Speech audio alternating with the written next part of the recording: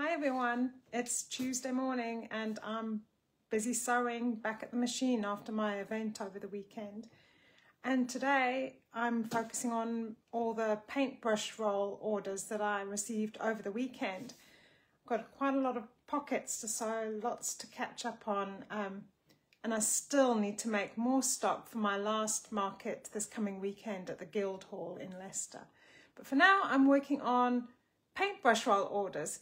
And you wouldn't think it, I'm a bag maker, but one of my biggest sellers is not a bag, it's a paintbrush roll. I make these in laminated cotton, so they're white, clean, washable and waterproof. So they're perfect for storing paintbrushes, whether they're dry or slightly damp, they'll just dry out. And this one's one of my smaller versions in the Lovebirds print. It comes with pockets that you can put pens or pencils or paintbrushes in. I'll show you. For the pockets, you can actually double up. You can put more than one item in each pocket. You can even put Sharpie pens. I'm not sure if I'm showing this very well. So the pockets are actually quite big, and then you can put paintbrushes in there as well. That's the whole idea. And then you just roll it up, and then you can just loosely tie it until you need to use it again. So it's a very transportable product. You can take it for some doodling on the go. Give one to your kid to doodle in a restaurant, or you can take it in a field if you're drawing a landscape or something. It's very transportable, very lightweight, compact, and you can just pop it in your bag or take to an art course. So I'll just show you. This is my standard version. This is Sophia's, my daughter. I made her one for her birthday last year. In the Blue Hills print, and you pop open the top to enclose, well, the top flaps over and snaps in place to enclose the brushes so they don't fall out. This is Sophia's, and for her I made a personalized option. This is probably back to front, but it says Sophia's brushes. I give you the option on my website to add a little cork label, and I machine stitch on my machine. I machine stitch the label on. So that's Sophia's. And then, so I've shown you the small one, I've shown you the standard size one, and now today I'm making a super size one. This is my extra long version. And this one is ideal if you're using oil paint or acrylic paint brushes that are super long. So I'm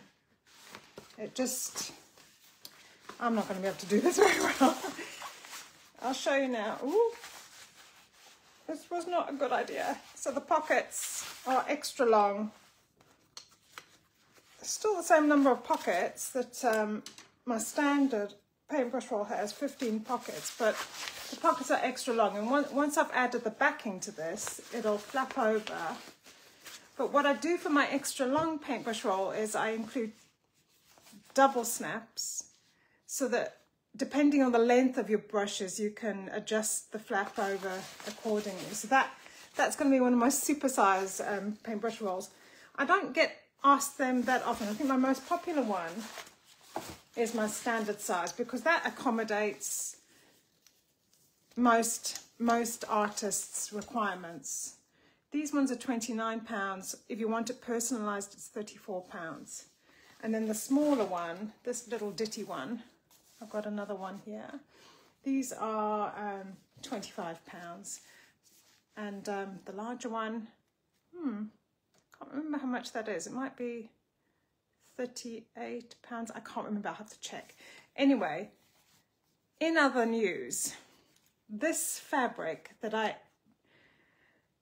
mentioned a week or so ago is running out. it is my most popular fabric choice for brush rolls. And I'm busy sewing up the last of the wildflowers now for some last orders. Well, yesterday I managed to find some more. So I've got a couple of meters that should be arriving tomorrow, and then the wildflowers will be back in my shop. I can tell you now, wildflowers sell like wildfire. They're the first ones to go. As soon as I put them in my Etsy shop, they just disappear. So wildflowers are coming back temporarily. I know they're not going to last. But that's what I'm doing, and I was going to quickly show you, if anyone's interested, to make these pockets.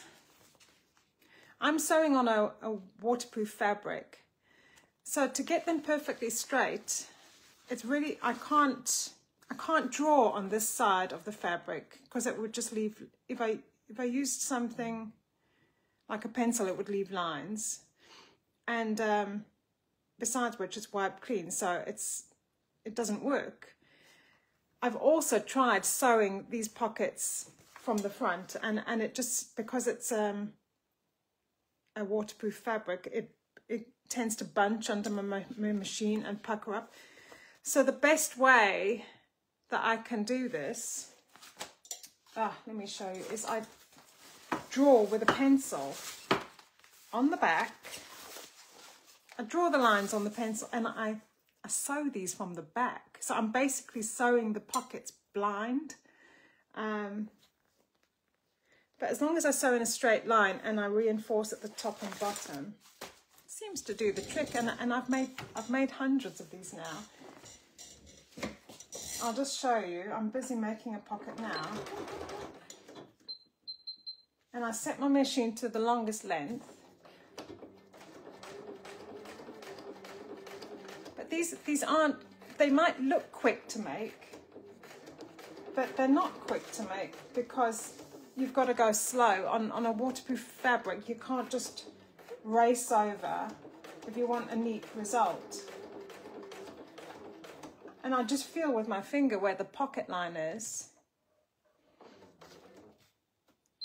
And then at the end, I reduce the stitch length and do a few back stitches to reinforce it.